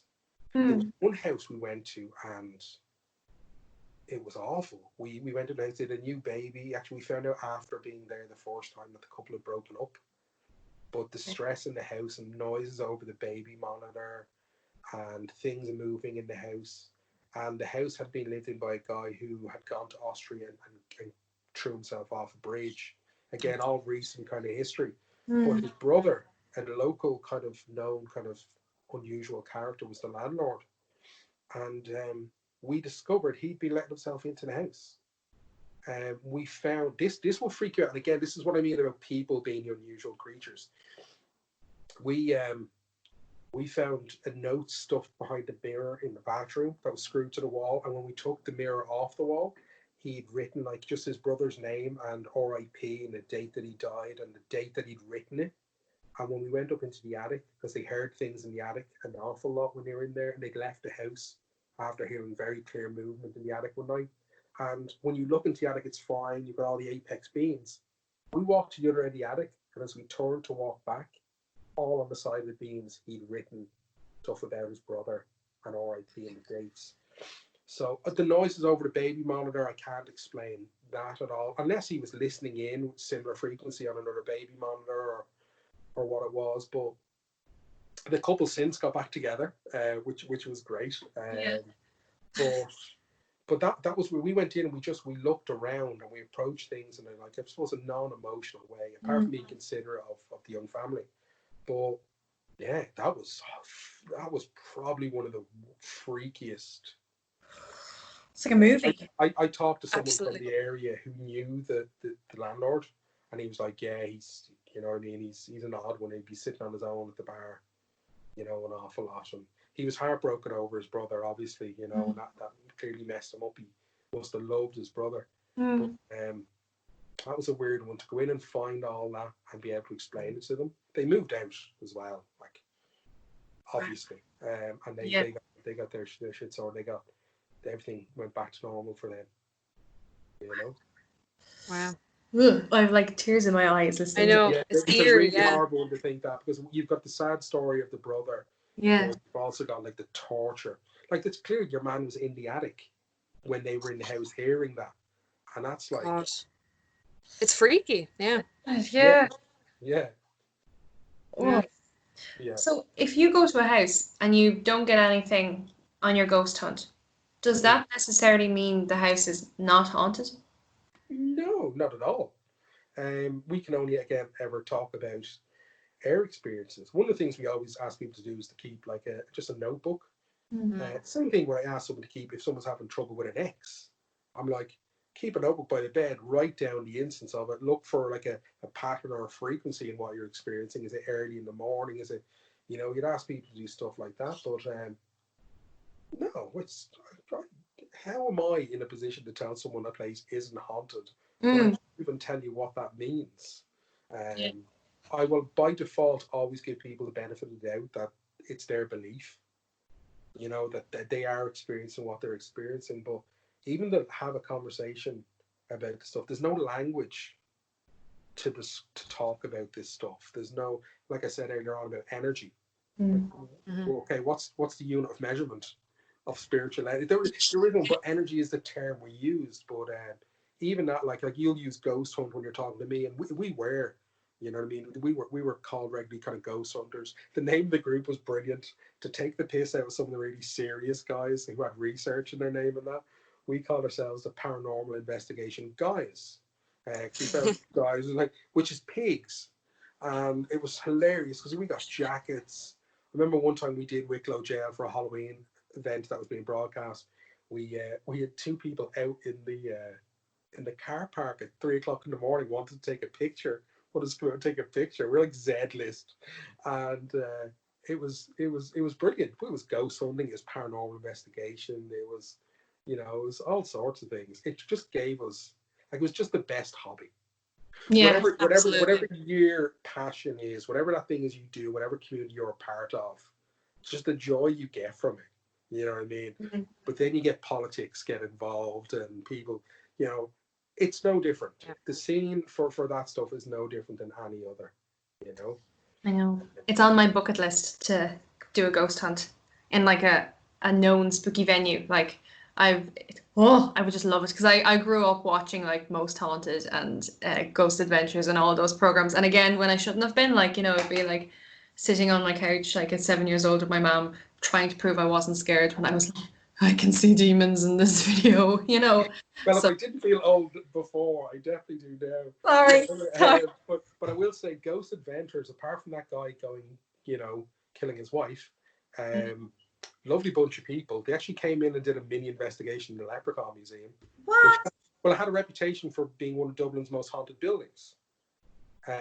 It's the old. It's the site of the old morgue for the original hospital, which was Jervis Street Hospital, which was then, of course, Jervis Shopping Centre.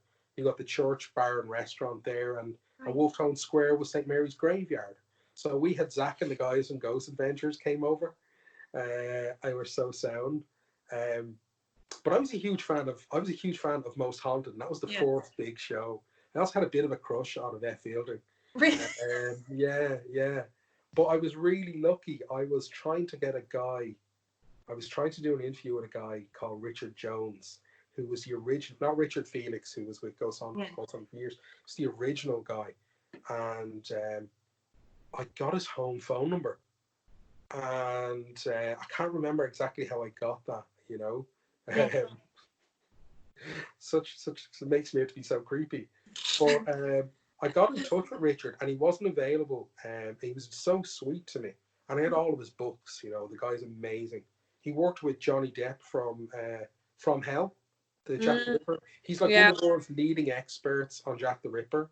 Wow. He is one of the most decorated magicians in the world. He does an awful lot of shows like kind of based around kind of Victorian spiritualism and how they faked ghosts and stuff like that. And as a magician, he's amazing. But Richard put me in touch with Ciarán O'Keefe, who is the parapsychologist. Yes. Yeah, Dr. Ciarán O'Keefe is from Cabra. So he's like, I'm Dr. Ciarán O'Keefe, world renowned skeptic and parapsychologist. He's from Cabra originally. No way. And he used to work with Scotland Yard on kind of like geographical profiling for missing people in murder cases and stuff like that, I believe. And then I imagine he moved into dealing with people who are coming forward with evidence. But his nickname, Dr. Spooky, is well earned, because while he is a parapsychologist, he came over. He did conventions. I remember going over to London for his brother's 40th and getting drunk with the guys. His brother's got mad long hair and it's brilliant. Got to know a guy called Stephen Parsons, who's like Ciarán's like good mate, but he's a very well-renowned physicist who does work on infrasound, which is used to detect earthquakes. It's an ultra-low frequency. And you know when they say animals can predict an earthquake? Mm. They're hearing this frequency, this 8.1 megahertz. So it's already started, but they experience it before we do. But it gives nausea, black spots in your eyes. It affects the optic nerve as well. A lot of phenomenon that's associated with hauntings, but it's a measurable phenomenon, and it's caused by vibrations. Beside kind of like heavy flowing rivers, you can get it there. The Edinburgh Vaults, it's the traffic going overhead. You can actually walk in and just go, and we're now experiencing that because there's a big truck's gone overhead. The Lewis causes it. We measured at a few points along Lewis, and Lewis goes by, and you can have that, and it can cause you to feel sick. But Stephen is amazing physicist, and the guy's got a tattoo of the Ghostbusters logo on his like right arm.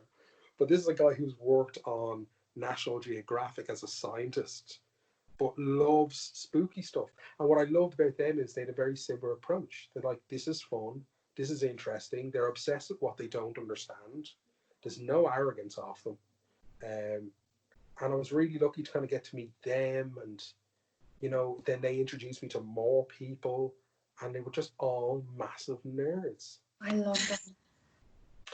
Have you ever heard of? There's a guy, you may not have heard of him. He's the head of the Skeptic Society in England. He's Professor Richard Wiseman.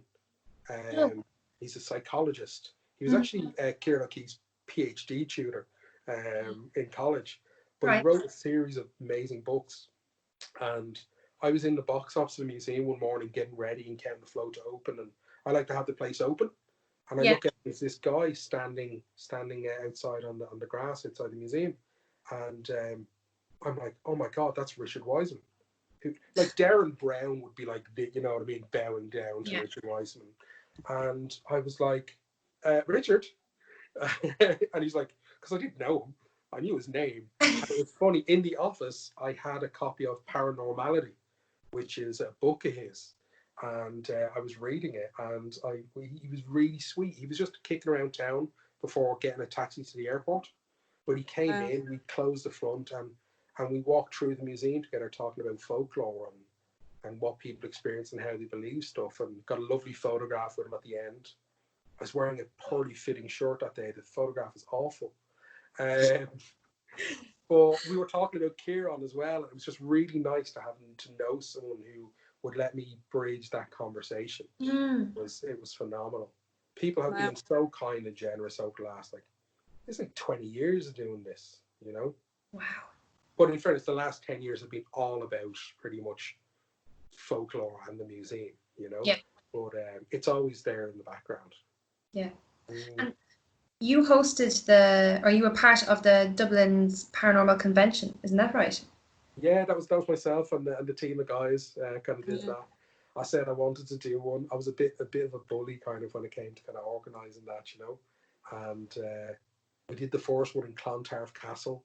We hired out like kind of the grand hall, and we we went big, lost so much money doing that. Moved to the Radisson Blue on Golden Lane there behind Patrick Cathedral, then hosted in the Leprechaun Museum as well, and then just I think it was around that time that stuff started leaving a bad taste in my mouth, with people taking stuff and people being shitty, and it just wasn't worth the effort. And I'd made a lot of friends. I knew I didn't need to do something like that. Yeah. I think since then people have put on like small versions of it. But yeah, we did that for a few years. I think the first one we did was 2008. And who were the type of people that you had at these conventions? Like, who did you invite in to take part? Anyone could come and watch and take part, and of course you had to kind of give a commercial spin on it as well to be able to afford to hire the rooms and that, so you'd allow people to come in and do tarot reading and Native American sand readings, and all sorts of great people came in. Always gave space to the other investigators, the other investigation teams, walking tours. But in terms of speakers, we were really lucky. We got some great and stuff I wasn't interested in, like UFOs, that stuff. Brought in a guy, Carl Nally, who had written a book about cattle mutilations in Ireland and aliens in the Hill of Tara. Yes, sir, your face is exactly how my face was when I was. But Carl was a nice guy, he was a lovely bloke, and he got up there and he talked about his thing. But we had very conflicting presenters as well, which was interesting to manage, because on one hand you had Kieran O'Keefe giving a presentation called Orbs, a Load of Balls. And the next thing then you have this kind of spiritualist get up and talking about, basically the same thing but from the other side. But it was amazing how afterwards we'd all have a drink together and everyone got on well. We were able to kind of bring together, because of our approach, we were able to get these people to sit down together. But exorcism, there's a great book called The Dark Sacrament, Exorcism in Modern Ireland. It's by David Kiley and Christine McKenna, his wife, who is a phenomenal author as well. But they did a lot of research on cases of exorcism in Ireland, and they worked with Father Pat Collins on the book as well. And Christine McKenna actually wrote an amazing book called Ireland's Haunted Women. Ooh. And if you think my story of the guy letting himself into the house was disturbing, her book, Ireland's Haunted Women, is about real cases in Ireland since 1980 of women suffering from physical and emotional abuse at the hands of kind of unseen forces. Wow. I think I remember talking to the guys for one of the cases, what was happening to the woman and the mark she was left with in bed on her own when she was attacked. A few roads away, a woman was killed the same night at the same time, similar injuries, and it was a big court case in Ireland at the time. They wouldn't tell me where it actually happened for me to look into, but it's a very real kind of look at what people experience and go through, and in our lifetimes, which is crazy. But to have David up there talking, and next time someone's talking about aliens, turning cows inside out. Every sort of person came along. We didn't get much hassle from skeptics coming in and being disrespectful.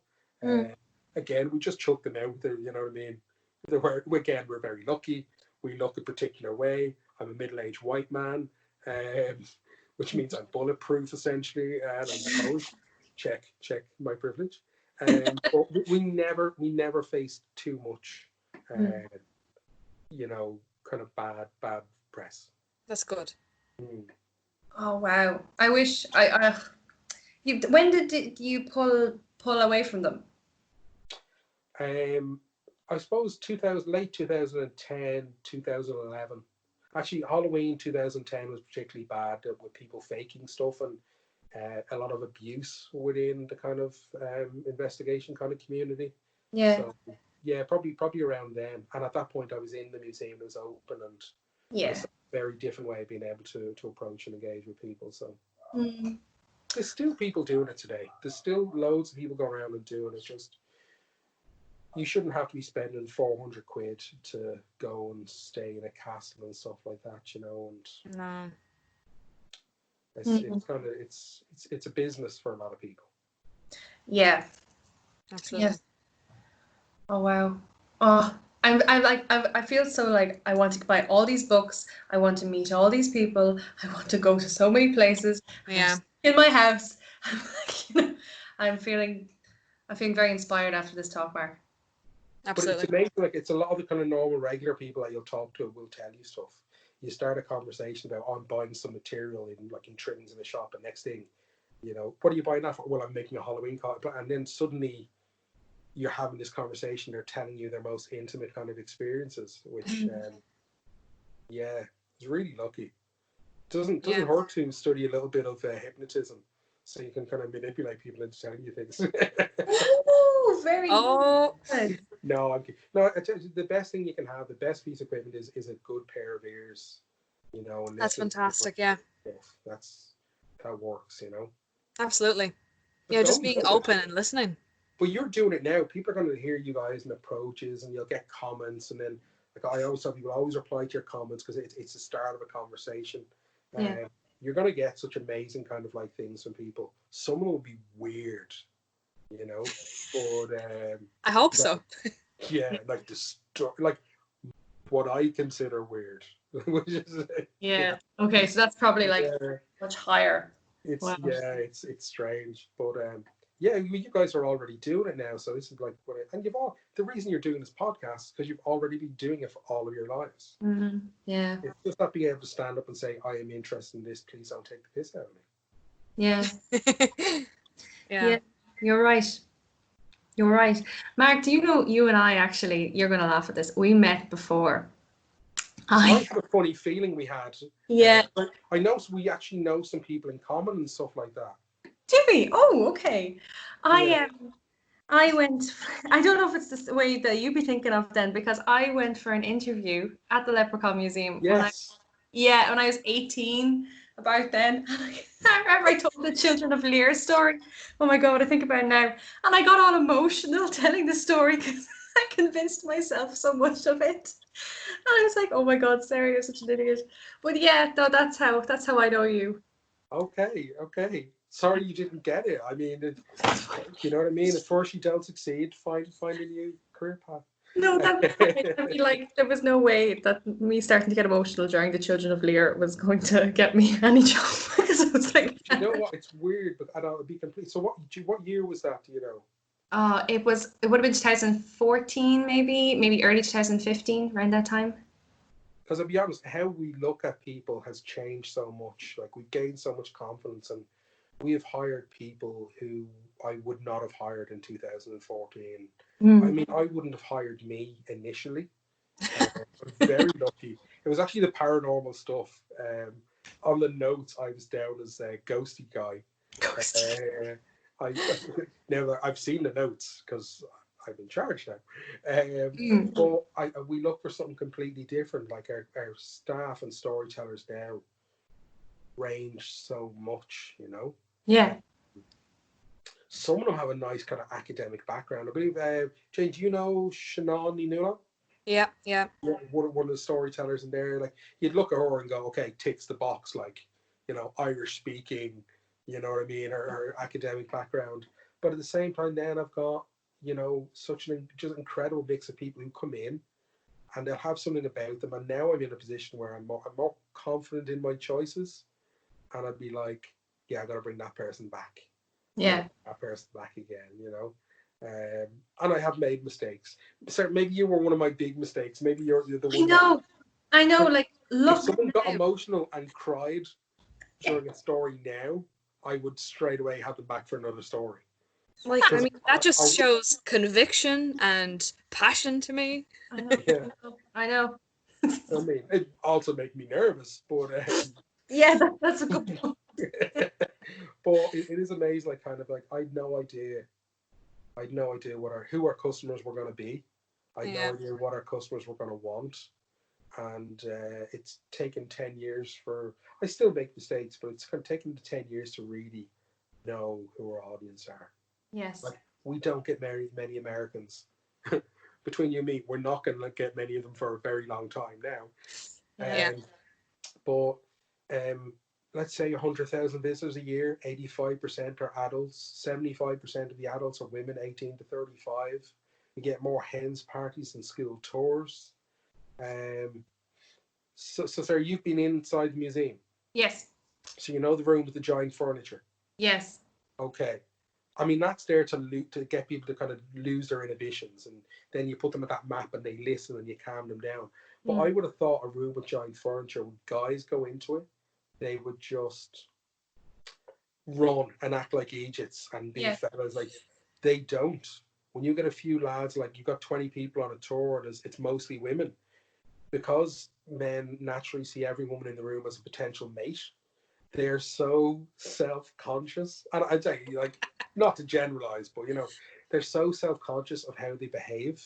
On their best behavior, yeah. Yeah, really. We had an amazing breakup in the museum one time on a tour, which was fabulous. But we get to watch how the people behave, and again, that just feeds into my passion. But the women who go into the giants room, just walk in, just drop their shit straight away and run screaming. Even though society will tell you not to behave like that. Like you're thinking, oh my God, she's in a skirt. That's not going to work, climbing in that chair. But they don't give a fuck. Fantastic. Meanwhile, the guys stand back, terrified. Wow. Terrified. It is so amazing. But yeah, our audience are mostly kind of like adult women, and percentage-wise, mostly Irish and English. Again, it's going to be a while before we see them coming back. But yeah, if someone had told me in 2010 opening a Leprechaun museum that was going to be our audience, I would have laughed. No way. Yeah. Yeah, it's so funny. Yeah.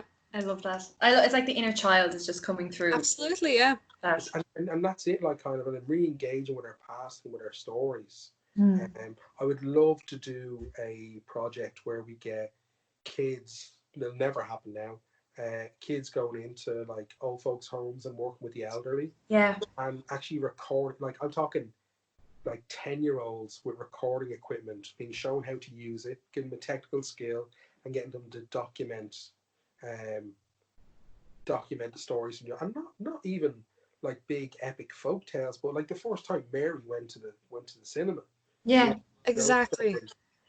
But yeah, that's not going to happen. Yeah, we were talking about this in the last episode, because we have the schools collection, and we were just saying how like that is so needed to just happen. Well, even 50 years ago, but especially now, if we just sent children and teenagers out to collect stories again, like nothing about, say, paranormal things or anything, just stories, human experiences, things like that. It's also fascinating. Yeah, because old people, like, I mean, sorry, it's very patronizing when we say it like that, but these people, they want to talk. I met two women who left the building. The museum building is called Twilfit House, and Twilfit was an English company that made corsets and lingerie, and there was 300 women working in that building at one point making corsets. And during the Second World War, they were reusing like tins to make the metal clasps and everything, Wow. And I met two women. They came up to the front of the museum just giving it loads, like, and they left there in 1957 as teenagers. They worked in what they were calling the knicker shop. And again, I'm very privileged to be able to just go, all right, come on in. Yeah. And down into the basement area, and they were showing me where they snuck the boys in. No way. Yeah, and they were telling me the park next door, Wolftown Square, used to be a beautiful park with like black railings around it and grass and trees. It was gorgeous. And she was telling me about where Insomnia is at the Jervis Street stop. There used to be mechanics there. And the boys from the mechanics used to nick the buggies from the street sellers and throw the girls into the buggies and race them around the park and have snowball fights. Wow. And there's these two dudes telling me this story. And it was a couple of years later, one of them was passing by and I recognized her straight away. And I actually went outside to her. She was talking to someone else. And I was asking her how she was doing. She loved that I remembered her, and I asked her how's her friend doing. And she'd passed away a couple of weeks before. I was just like, no one's documented their stories. Yeah, it went with them. And when they're gone, they're gone. That's the thing, yeah. And that's a couple of years ago now, so your one's probably dead as well. But that's life. That's the reality of it. Yeah. Yeah. And soon we're gonna lose our older generation completely. Like if we don't start taking note, Oh yeah, I mean we're losing them in droves at the moment. just like you say, the school's collection is phenomenal. Yeah. Dukas, their work is brilliant, and look, Annam as well. And the Where the Story Begins podcast at the moment is kind of tapping in with that as well. But yeah, it's just we have to not necessarily write them down, but if we stop telling stories. Yeah. The need to record, the need It's to so remember. important, yeah. And Yeah. We're all missing human interaction and human engagement at the moment. Yeah. Well, none of us are going to have anything to talk about when we meet up because no one's done anything really, you know what I mean? So Yeah. it is, and when, hopefully we're never going to experience this again. Yeah. So it's a shared experience, which again, like me taking people out to go on these, ghost hunts, these investigations, this has been a mass, group experience that everyone has been part of. And imagine someone trying to explain the situation to you. If you hadn't experienced yourself, it would make no sense. Yeah. So these are the stories that are coming out now. But thank you so much for everything that you told us and shared. Those are stories we got to experience now and hear. Thank you. I love doing this. I haven't gotten to do this for the last whatever number of weeks because I'm not in the museum and my family are bored with me. 27 years with Emily, and my kids have known me since they were born. And my cats don't give a shit. They wouldn't. They've got so many stories of their own, I'm sure. They're so ignorant. So thank you so much for having me on. No, not at all. Thank you.